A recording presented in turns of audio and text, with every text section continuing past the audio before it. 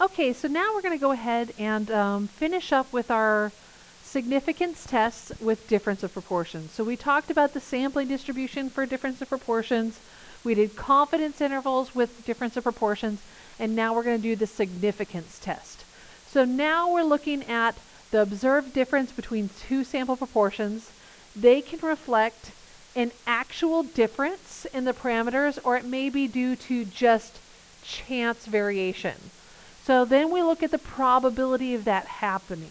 So is it just by chance that we got this difference, or is it really a significant difference? So our significance tests help us decide which explanation makes more sense. Now our null hypothesis is going to have the general form of HO equals P1 minus P2 equals hypothesized value. Now for all of our tests, this hypothesized value is going to be equal to 0, because we're going to assume that there's no difference between them. and then in other higher level classes, you may actually say that the difference is 0.5 or the difference is 0.2, but for us, that's always going to be 0.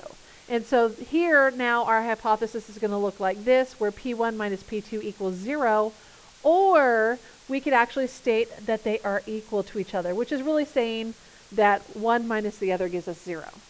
And then of course our alternative hypothesis will say what kind of difference we expect. Do we expect the group 1 proportion to be less than group 2, group 1 to be greater than, or them to just not be equal? And of course on the other side of that we have that P1 minus P2 is less than or equal to 0, so that's the same as the first one.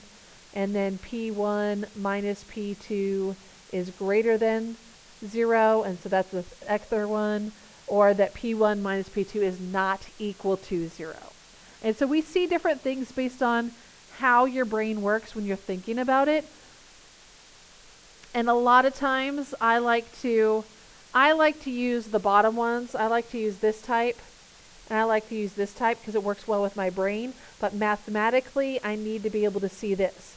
So a lot of times you'll see me write them both ways, but I'll start off with initial, they're equal, or this one is less than the other one. So we're going to go ahead and look at a problem to try and write our hypotheses, because I think really with significance tests, that's kind of the hardest part. So our problem is, are teenagers going deaf? In a study of 3,000 randomly selected teenagers in 1998 to 1994, 15% showed some hearing loss. In a similar study of 1,800 teenagers in 2005 to 2006, 19.5% showed some hearing loss. Does these data give convincing evidence that the proportion of all teens with hearing loss has increased? So we're going to state our hypotheses. We're going to hypothesize that the two groups are really the same. So the proportion from earlier years, so this is the 1980s to 94, is going to be equal to the proportion from our later years. And then our HA, we suspect that the hearing loss has increased. So for the hearing loss to increase, my earlier years will have to be less than my later years. And so that allows me to write that up. But of course I have to state what PE means. So this is our proportion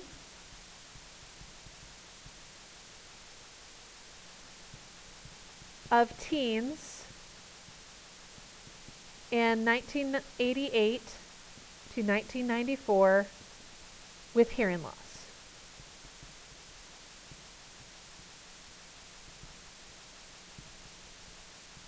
And then we have PL equals the proportion.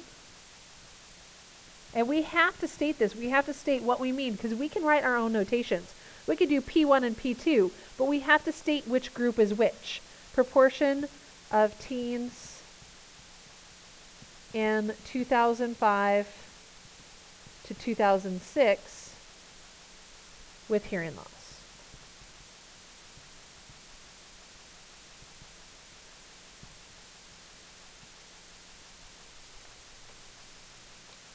And so again, showing that our null hypothesis should have an equal, our alternative hypothesis should have an inequality symbol, and it should match. If PE comes first here, PE comes first here.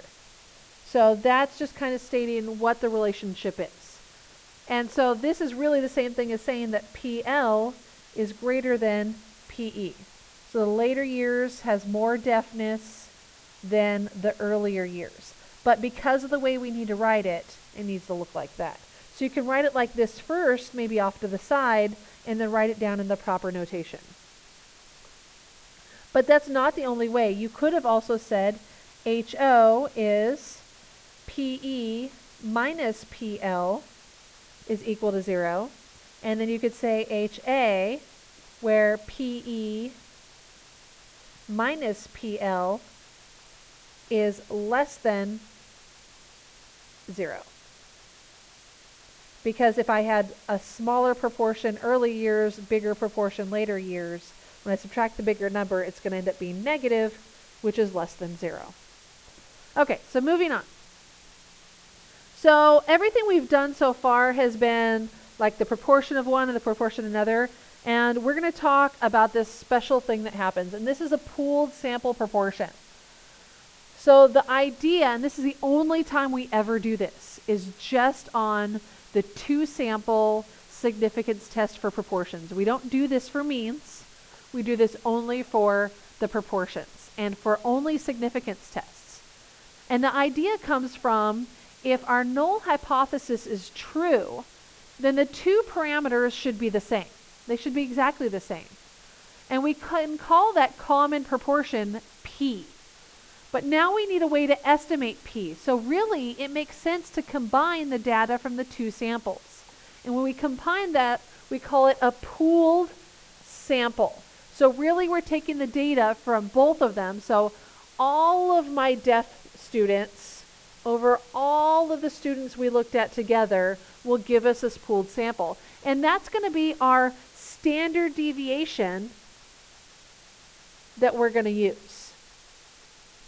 So now, instead of a P1 and P2, we're now going to have a PC and a PC. So these tops are going to look exactly the same.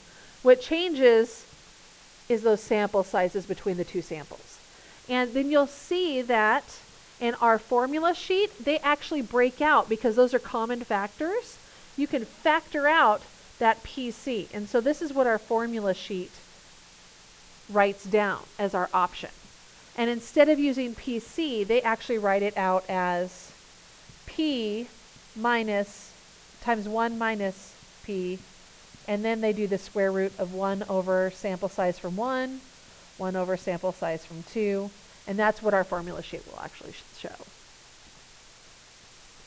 So putting it all together, how to do our two-sample z-test for the difference of proportions. So we're going to test the hypothesis that the difference of proportion and the proportion of blank is 0 at a blank significance level. So here's our null hypothesis, here's our alternative.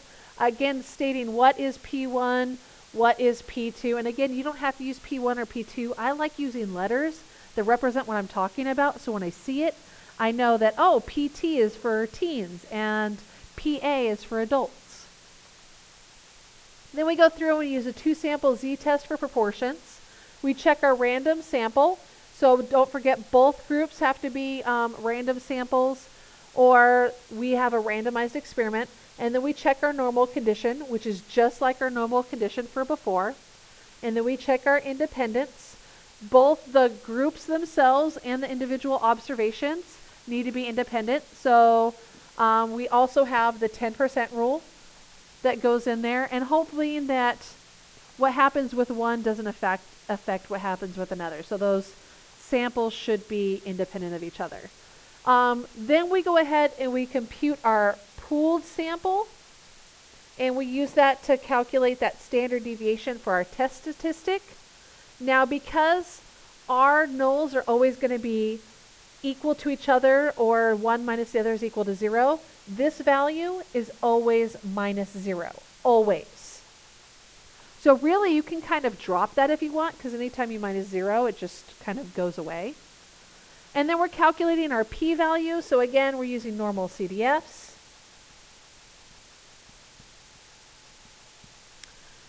And then we compare it to our significance value alpha, and then if it's less than alpha, we reject. If it's not less than alpha, we fail to reject.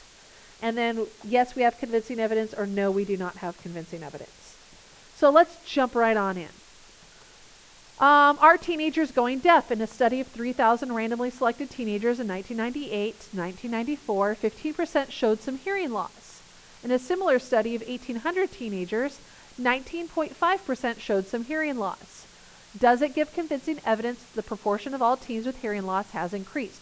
So we've already talked about this. We've already done our hypothesis, and here it looks like we have P1. We're going to go ahead and do what we did earlier. We're going to do PE equals PL. And then PE is less than PL. So then our P1 is really PE, which is our proportion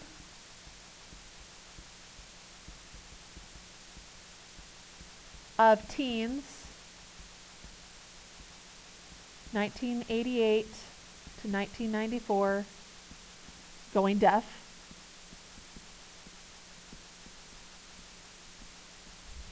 And then this is PL, which is our proportion of teens 2005 to 2006 going deaf. So why is there such a big gap there in our years? Well, we don't want the probability of one affecting the probability of another. So we kind of aged out the kids in the 1988 to the 1994 group and made sure there was a big gap there before we started counting those again to make sure that there was some true independence. Random, we have an SRS of 3,000 teens and an SRS of 1,800 teens. Okay, so let's check normal. Let's see, we've got percentages. So 0.15 times 3,000.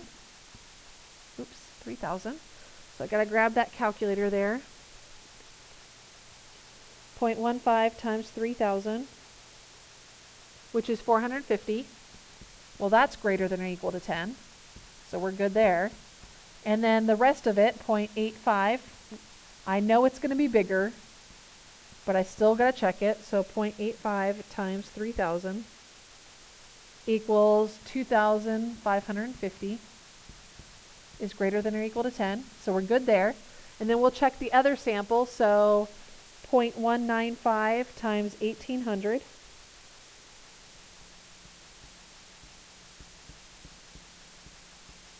that's going to give me 351, still greater than or equal to 10. So we're good there. And then, let's see, 0.805 times 1,800, pretty much our remaining amount. So then,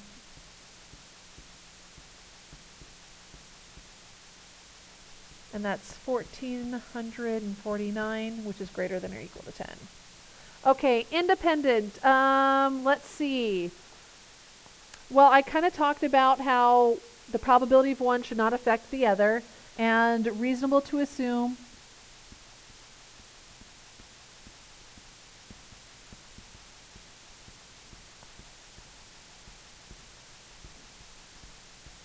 more than 30,000 teens from 1988. Helps if I write the right year. 1988 to 1994, and more than 18,000 teens in 2005, 2006. So now we're going to get to the meat and potatoes. We've checked all of our conditions. Let's pool our data together. So the successes we have are 450 and 351. So we're going to add those together. 450 plus 351 out of the total numbers. so 3,000 plus 1,800, to give us a pooled percentage.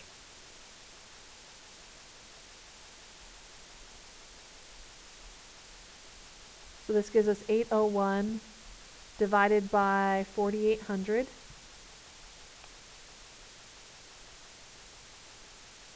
Which gives us a pooled value of 0.167. So now we're going to go ahead and calculate our z value, which is going to be the subtraction of the proportions. So PE minus PL, so PE, which was 0.15, minus PL, 0.195, divided by our standard deviation, so 0.167, and then 0.833 divided by 3,000 plus 0.167 times 0.833. So again, using that pooled proportion here over our sample size of 1,800. Okay, so on the top we're going to have a negative value. And we're going to have negative 0.045. On the bottom, we're going to have 0.011119992. And we're going to go ahead and divide that.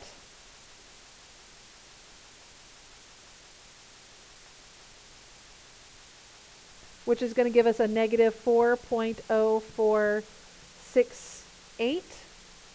And then we're going to go ahead and calculate our p-value, which I'm kind of running out of room because I'm writing so big. So this is going to be a normal CDF.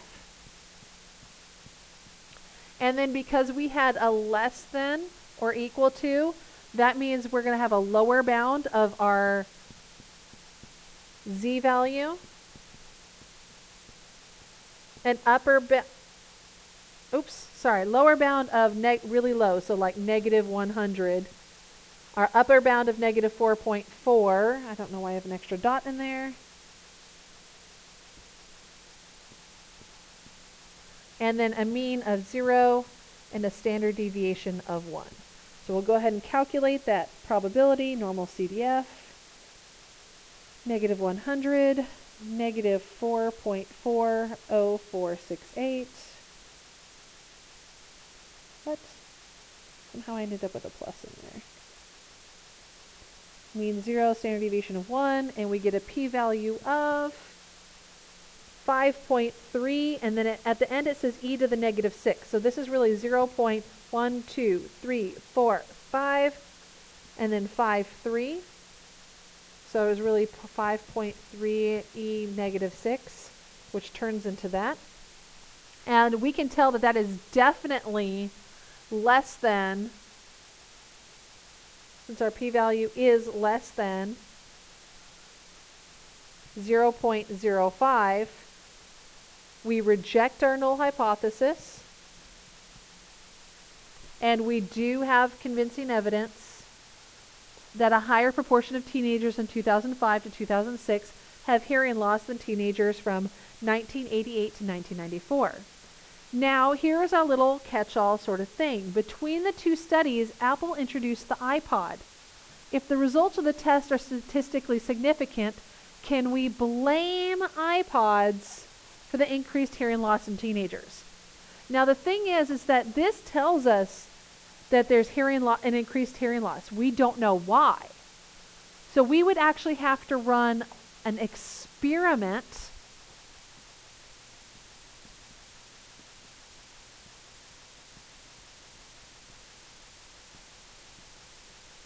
to check to see if an iPod causes increased hearing loss. Because experiment is the only thing we can use for cause and effect.